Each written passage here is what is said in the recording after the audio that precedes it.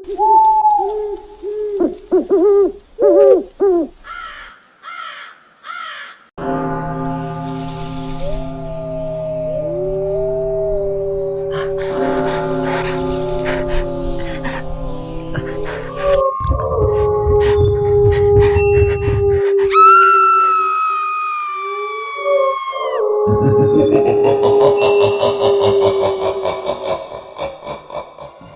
ready to be scared with Bhoy.com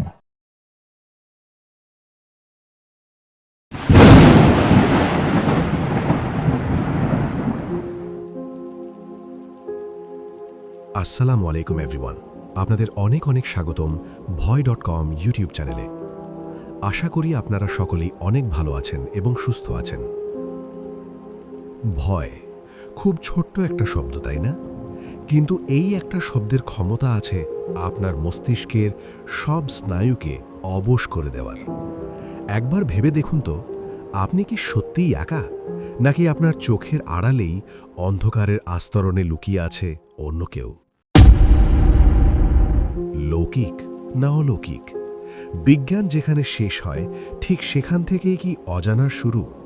আমাদের চারপাশেই ছড়িয়ে আছে বিশ্বাস আর অবিশ্বাসের এক ধূসর জগৎ, যে জগৎ আমরা দেখি না কিন্তু অনুভব করি। আর তাই তো ভয় পাওয়ার জন্য না, ভয়কে জানার জন্য আমাদের চ্যানেলটি সাবস্ক্রাইব করুন এবং শেয়ার করুন আপনার বন্ধুবান্ধব এবং পরিচিতদের মাঝে।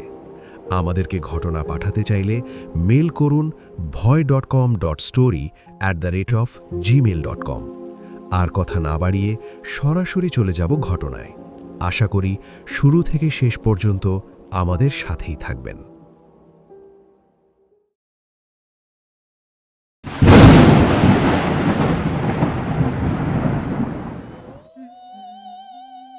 নদী আমাদের সভ্যতার শুরু, আবার অনেকের জীবনের শেষও হয় এই নদীতেই। দিনের আলোয় নদী দেখতে খুব শান্ত আর মায়াবী হলেও রাতের আধারে তার রূপ বদলে যায়, বিশেষ করে গ্রামের দিকে, যেখানে ইলেকট্রিসিটি নেই, মানুষের কোলাহল নেই। সেখানে নদীর পার হয়ে ওঠে অন্য এক জগতের সীমানা। আজকে আমরা ঠিক এমন একটা ঘটনা শুনব। আর দেরি না করে ঘটনায় যাওয়া যাক। আজকের ঘটনাটি আমাদের পাঠিয়েছেন বরিশাল থেকে হাসিব। ঘটনাটি তিনি তার এক কাছের বড় ভাইয়ের কাছ থেকে শুনেছেন। তিনি যেভাবে লিখেছেন আমি সেভাবেই পড়ছি। সময় ১৯৯৮ সাল। বরিশালের এক প্রত্যন্ত গ্রাম। গ্রামের নামটা উল্লেখ করলাম না। গ্রামের পাশ দিয়ে বয়ে গেছে কীর্তনখোলা নদীর একটা সরু শাখা। সেই গ্রামেরই প্রবীণ ডক্টর আরমান। তিনি ছিলেন আপাদমস্তক একজন যুক্তিবাদী মানুষ। ভূত প্রেত, জিন পরি এসব তার কাছে ছিল মনের ভুল বা কুসংস্কার। কিন্তু মানুষের বিশ্বাস ভাঙতে তো কেবল একটা কালরাত্রিই যথেষ্ট। সেদিন রাত তখন প্রায় 2টো। আরমান সাহেব পাশের গ্রাম থেকে এক প্রসূতি রোগীকে দেখে ফিরছিলেন। বাহন তার পুরনো একটা সাইকেল। তাড়াতাড়ি বাড়ি ফেরার জন্য তিনি মেইন রোড ছেড়ে নদীর পাড়ের কাঁচা রাস্তাটা ধরলেন। রাস্তাটার এক পাশে ঘন হিজল বন, অন্য পাশে কালো কুচকুচে নদীর জল। হঠাৎ একটা ঝাঁকুনি দিয়ে সাইকেলের চেনটা পড়ে গেল। বিরক্ত মুখে আরমান সাহেব সাইকেল থেকে নামলেন। চারপাশটা একদম নিচ্ছুম। চেনটা ঠিক করার জন্য তিনি যেই নিচু হলেন, ঠিক তখনই তার নাকে এলো এক তীব্র কটু গন্ধ। পচা মাংসের গন্ধ। কোনো জন্তু মরে পচে গলে গেলে যেমন গন্ধ হয়, তার চেয়েও 100 গুণ তীব্র। আরমান সাহেব ভাবলেন হয়তো নদীর চলে মরা কোনো জন্তু ভেসে এসেছে। তিনি সাইকেলের চেনটা কোনো মতে তুলে হাতের কালি মুছতে মুছতে উঠে দাঁড়ালেন। আর ঠিক তখনই তার কানে এলো একটা শব্দ, কাদার ওপর ভারী কিছু পড়ার শব্দ। থপ থপ, আর সাথে হাড় চিবানোর কটকটা আওয়াজ। শব্দটা আসছে নদীর ঢালু পাড় থেকে, যেখানে জল আর কাদা এক হয়েছে। কৌতূহল মানুষের স্বভাব, কিন্তু সেই মুহূর্তে আরমান সাহেবের সিক্সথ সেন্স তাকে বারণ করছিল। মনের ভেতর তার একটা ভয় কাজ করছিল। ওদিকে তাকাস না আরমান, ওদিকে তাকাস না। তবুও তিনি টর্চটা জ্বালালেন। আলোর ফোকাস গিয়ে পড়ল কাদার ওপর, আর সেই আলোতে তিনি যা দেখলেন তা দেখার জন্য তিনি মোটেও প্রস্তুত ছিলেন না। সেখানে একটা মানুষের মতো অবয়ব বসে আছে, কিন্তু ওটা মানুষ নয়। শরীরটা কুঁজো, গায়ের চামড়া ফ্যাকাশে সাদা, যেন কয়েক যুগ ধরে রোদে পড়েনি। মেরুদণ্ডের হাড়গুলো চামড়া ভেদ করে বেরিয়ে আছে, পরনের সুতোটুকু নেই, সর্বাঙ্গ কাদা মাখা। অবয়বটা আরমান সাহেবের দিকে পিঠ করে বসেছিল। তার সামনে পড়েছিল একটা অর্ধ গলিত লাশ, সম্ভবত নদীতে ভেসে আসা কোনো বেওয়ারিশ লাশ। আর অবয়বটা সেই লাশের উড়ুর মাংস ছিঁড়ে ছিঁড়ে খাচ্ছিল। আরমান সাহেবের গলা শুকিয়ে কাঠ। তিনি চিৎকার করতে চাইলেন, কিন্তু গলা দিয়ে কোনো শব্দ বের হলো না। ঠিক সেই মুহূর্তে হাড় জীবানোর শব্দটা থেমে গেল। অবয়বটা বুঝতে পারে কেউ তাকে দেখছে। সে খুব আস্তে আস্তে ঘাড়টা অস্বাভাবিকভাবে ঘুরিয়ে আরমান সাহেবের দিকে তাকালো। সেই চোখ, আরমান সাহেব আজও ভুলতে পারেন না সেই চোখ। কোনো মণি নেই, পুরো চোখটা ঘোলাটে সাদা, আর অন্ধকারের মধ্যেও বিড়ালের চোখের মতো জ্বলজ্বল করছে। মুখের চারপাশে লেগে আছে চাপ চাপ রক্ত আর পচা মাংস। ঠোঁট প্রায় নেই বললেই চলে, তাই লম্বা লম্বা হলুদ দাঁতগুলো বেরিয়ে আছে। অবয়বটা উঠে দাঁড়ালো, উচ্চতায় প্রায় 7 ফুটের মতো। হাতগুলো এত লম্বা যে হাঁটুর নিচ পর্যন্ত ঝুলছে। সে আরমান সাহেবের দিকে তাকিয়ে একটা হিস হিস শব্দ করল। আরমান সাহেব আর দেরি না করে সাইকেলটা ফেলে দৌড়াতে শুরু করলেন। তিনি দৌড়াচ্ছেন, আর তার পেছনে সেই ভয়ঙ্কর অবয়বটা থপ থপ শব্দ করতে করতে তাকে ধাওয়া করছে। আরমান সাহেব জানতেন পেছনে তাকালেই মৃত্যু। সে তার ঘাড়ে এক ঠান্ডা নিঃশ্বাস অনুভব করছিল। কোনো কিছুর তোয়াক্কা না করে দূরে গ্রামের মসজিদের আলোর রেখার দিকে ছুটতে থাকে সে। তিনি যখন গ্রামের মসজিদের কাছাকাছি পৌঁছালেন, ঠিক তখনই ভেসে এলো ফজরের আজান। হয়তো সেই পবিত্র ধ্বনি সেদিন তাকে বাঁচিয়েছিল। আরমান সাহেব জ্ঞান হারায় না। তিনি হাঁপাতে হাঁপাতে মসজিদের সামনে লুটিয়ে পড়েন।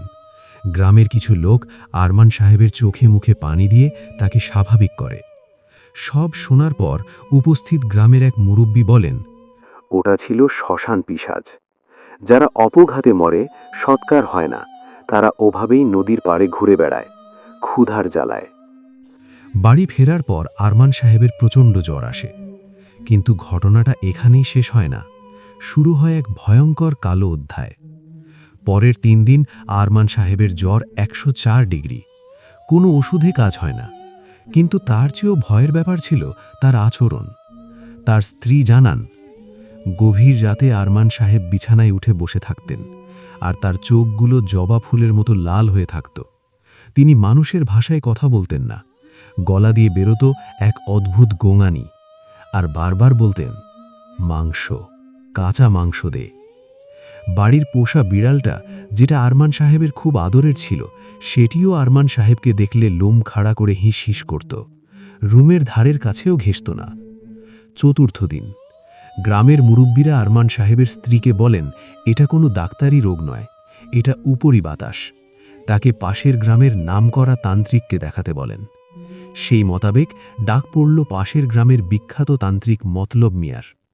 মতলব মিয়া ছিলেন রাশভারী লোক। তিনি বাসায় ঢুকে আকাশের দিকে তাকিয়ে বিড়বিড় করে মন্ত্র পড়তে থাকে। তারপর সোজা বলে দেয়, সেদিন রাতে আরমান একা ফেরে নাই, ওটাকেও সাথে করে নিয়ে এসেছে। পিশাচটা এখন বাড়ির চালে বসে আছে, সুযোগ খুঁজছে। সময় দুপুর 12টা। জানালা দরজার সব বন্ধ করে ঘরের মাঝখানে আরমান সাহেবকে বসানো হলো। হাত পা দড়ি দিয়ে বাঁধা, কারণ তিনি বুনো পশুর মতো ছটফট করছিলেন। মতলব মিয়া পোড়া মাটি আর শ্মশানের ছাই দিয়ে ঘরের চারপাশে একটা গণ্ডি আঁকলেন। তারপর এক মুঠো সরিষা মন্ত্র পড়ে যেই আরমান সাহেবের গায়ে ছুঁড়ে মারলেন, আরমান সাহেব অমানবিকভাবে চিৎকার করে উঠলেন। মনে হলো তার গায়ে ফুটন্ত তেল পড়েছে। তিনি শরীর বাঁকিয়ে অদ্ভুত সব ভঙ্গি করতে লাগলেন। আর ঠিক তখনই জানালার বাইরের দিক থেকে ধুমধাম শব্দ শুরু হলো। বাইরে থেকে মনে হচ্ছিল কেউ একজন জানালায় আঁচড় কাটছে, যেন ভেতরে ঢুকতে চাইছে। ঘরের ভেতর ধূপের ধোঁয়া, মন্ত্রের আওয়াজ, আর বাইরে সেই অশরীরী আক্রেশ। মতলব মিয়া এবার আগুন জ্বালিয়ে লোহার শিক গরম করলেন। সেই লাল টকটকে শিকটা হাওয়ায় ভাসিয়ে একটা বিশেষ মন্ত্র পড়ে স্পর্শ করালেন আরমান সাহেবের পায়ের তলায়। মুহূর্তের মধ্যে জানালার বাইরের শব্দটা আর্তনাদে বদলে গেল, যেন ভেতরের আঘাতটা বাইরের অদৃশ্য ছায়ার গায়ে লেগেছে। একটা বিকট চিৎকার করে মিলিয়ে গেল দূরের বাতাসে। আরমান সাহেব জ্ঞান হারান। ঘরটা নিস্তব্ধ হয়ে গেল। মতলব মিয়া কপাল থেকে ঘাম মুছে বললেন, ও আরমানের শরীরে পুরোপুরি ঢুকতে পারেনি, ছায়া হয়ে লেগেছিল। আজ রাতের মধ্যে চিকিৎসা না হলে কাল সকালে আরমানের লাশ পাওয়া যেত।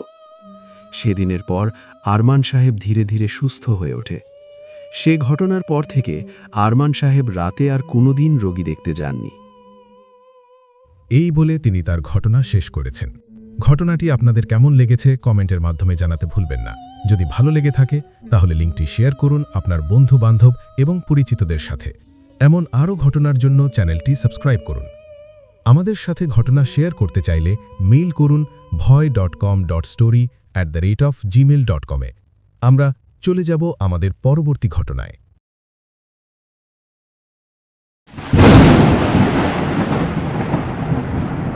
Get ready to be scared with Bhoy.com.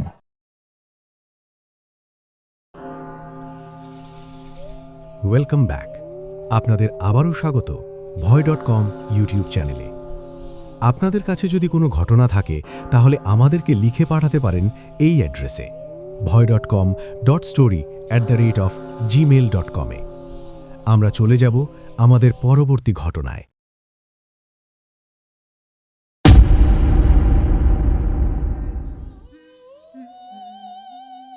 ঘটনাটি দিনাজপুর শহরের অন্যতম প্রাচীন সরকারি হাইস্কুলকে কেন্দ্র করে। লাল ইটের বিশাল ইংরেজি এল আকৃতির ভবন। দিনের বেলা শত শত ছাত্রছাত্রীর কোলাহলে মুখর থাকলেও সূর্য ডোবার পর স্কুলটির চেহারা সম্পূর্ণ পাল্টে যায়। বিশাল সব শিশু গাছ আর দেবদারু গাছের ছায়ায় ঢাকা স্কুলটিকে তখন মনে হয় এক মৃত্যুপুরী। বিশেষ করে স্কুলটির ৩ তলা, সেখানকার পশ্চিম কোণের শেষ ক্লাসরুমটি, রুম নম্বর ৩১২। প্রায় ১ বছর রুমটি তালাবদ্ধ, কেউ ওদিকে যায় না। দিনের বেলাতেও ছাত্রছাত্রীরা ওই রুমের সামনের বারান্দা দিয়ে হাঁটার সময় খুব ঠান্ডা অনুভব করে। ঘটনাটি শুরু হয় ২০০৯ সালে। নবম শ্রেণীর খ শাখার ছাত্রী সাদিয়া খুব সাধারণ, শান্ত এবং অন্তর্মুখী স্বভাবের মেয়ে। ক্লাসে কারো সাথে খুব একটা কথা বলতো না। টিফিনেও বেশিরভাগ সময় একা বসে থাকত। সেবার বার্ষিক পরীক্ষার ফল প্রকাশের দিন ছিল। অঙ্কের কড়া মেজাজের শিক্ষক নাসির স্যার ক্লাসের সবার সামনে খাতা ছুঁড়ে মেরেছিলেন সাদিয়ার দিকে। লজ্জা করে না? বাবা মায়ের টাকাগুলো এভাবে নষ্ট করছিস? তোর মতো গাধার পড়াশোনা করার চেয়ে মরে যাওয়া ভালো। পিনপতন নীরবতার মধ্যে সাদিয়ার কান দিয়ে গরম ভাব বেরোচ্ছিল। সহপাঠীদের চাপা হাসির শব্দ তার কানে তীরের মতো বিঁধছিল। স্কুল ছুটির ঘণ্টা বাজে, সবাই হৈহুল্লোড় করে বেরিয়ে যায়, শুধু সাদিয়া বেরোয়নি। বাসায় ফিরলে বাবা মায়ের বকুনি আর স্কুলে এই অপমান, এই দুয়ের মাঝখানে এসে বেছে নিয়েছিল এক ভয়ঙ্কর পথ। সন্ধ্যা নামার ঠিক আগে দারোয়ান যখন মেন গেট লাগাতে যাবে, তখন তার মনে হলো ৩ তলার একটা জানালা খোলা। সে উপরে উঠে যায়। রুম ৩১২-র দরজাটা একটু ফাঁক করা। দারোয়ান ভেতরে উকি দিতেই তার হাত থেকে টর্চ লাইটটা ছিটকে পড়ে যায়। সিলিং ফ্যানের সাথে নিজের সাদা ওড়না পেঁচিয়ে ঝুলে আছে সাদিয়া। সাদিয়ার উচ্চতা কম ছিল না। ফ্যান থেকে ঝুললে তার পা শূন্যে থাকার কথা, অথচ দারোয়ান দেখল তার ২ পায়ের পাতা মেঝের মোজাইক করা ফ্লোরে পুরোপুরি মিশে আছে, আর হাঁটু দুটো সামান্য ভাঁজ হয়ে আছে। দেখে মনে হচ্ছে যেন সে দাঁড়িয়ে আছে। দারোয়ানের মাথায় তখন একটা কথা ঘুরপাক খাচ্ছিল, পা মাটিতে থাকা সত্ত্বেও সাদিয়া মারা গেল কিভাবে? নাকি কেউ বা কোনো অদৃশ্য শক্তি তার পা টেনে ধরে রেখেছিল মেঝের সাথে, যাতে সে ছটফট করেও বাঁচতে না পারে? পুলিশ এলো, লাশ নামানো হলো। কেসটা ধাপা চাপা পড়ে গেল আত্মহত্যা বলে। তারপর থেকে ওই রুম আর কখনো খোলা হয়নি। ২০১০ সাল। ঘটনার ঠিক ১ বছর পরের কথা। স্কুলে নতুন দারোয়ান জয়েন করেছে, নাম কবির। গ্রামের সহজ সরল যুবক, স্কুলের পুরনো ইতিহাসের কিছুই সে জানে না। ডিসেম্বর মাসের হাড় কাঁপানো শীতের রাত, কুয়াশায় স্কুলের মাঠ দেখা যাচ্ছে না। ঘড়িতে রাত 8টা বাজে। কবির নিচতলায় বসে রেডিওতে গান শুনছিল। হঠাৎ তার মনে হলো ওপরতলা থেকে শব্দ আসছে। প্রথমে ভাবল ইঁদুরের শব্দ, কিন্তু না, শব্দটা আস্তে আস্তে স্পষ্ট হতে শুরু করল। ভারী কাঠের বেঞ্চ সরানোর শব্দ, যেন ক্লাসরুমে ক্লাস শুরুর আগে ছাত্রছাত্রীরা বেঞ্চ ঠিক করে বসছে। কবির অবাক হল, এই রাতে স্কুলে কে থাকবে? সে টর্চ লাইটার লাঠি হাতে সিঁড়ি বেয়ে উঠতে শুরু করল। দ্বিতীয় তলা পার হয়ে তৃতীয় তলায় উঠতেই বাতাস যেন আরও ভারী হয়ে গেল। করিডরের শেষ মাথায় সেই রুম নম্বর 312। শব্দটা ওখান থেকেই আসছে। কবির পা টিপে টিপে রুমটার দরজার কাছে গেল। দরজায় বড় একটা তালা ঝুলছে, জং ধরা, কিন্তু দরজার ওপাশ থেকে স্পষ্ট আওয়াজ আসছে। একা নয়, অনেকগুলো মানুষের ফিসফিসানি। ক্লাসরুমে টিচার ঢোকার আগে ছাত্রছাত্রীরা যেমন গুঞ্জন করে, ঠিক তেমন। কবিরের গায়ে লোম দাঁড়িয়ে গেল। সে কান পাতল দরজায়। ভেতর থেকে একটা মেয়েলি কণ্ঠ ভেসে এলো খুব ভনভনে গলায়, চুপ কর সবাই, স্যার আসতেছে। সাথে সাথে সব শব্দ বন্ধ, পিনপতন নীরবতা। কবিরের মনে হলো তার বুকের হৃৎস্পন্দন যেন গলার কাছে চলে এসেছে। সে চিৎকার দিতে গিয়েও পারল না, এক দৌড়ে নিচে নেমে এলো। কাঁপতে কাঁপতে সে হেড স্যারকে ফোন দিল। স্যার, শিগগির আসেন, 3 তলায় কারা যেন ঢুকছে, কথা শোনা যায়। রাত 9:30টার দিকে হেড স্যার আর কবির যখন 3 তলায় উঠল, তখন সব শান্ত। হেড স্যার কবিরকে ধমক দিয়ে বললেন, গাঁজাখুরি গল্প করার আর জায়গা পাও না? এই রুমের তালাটাই তো গত 1 বছর চাবিই দেওয়া হয়নি। কবির আমতা আমতা করে বলল, স্যার আমি নিজের কানে শুনছি।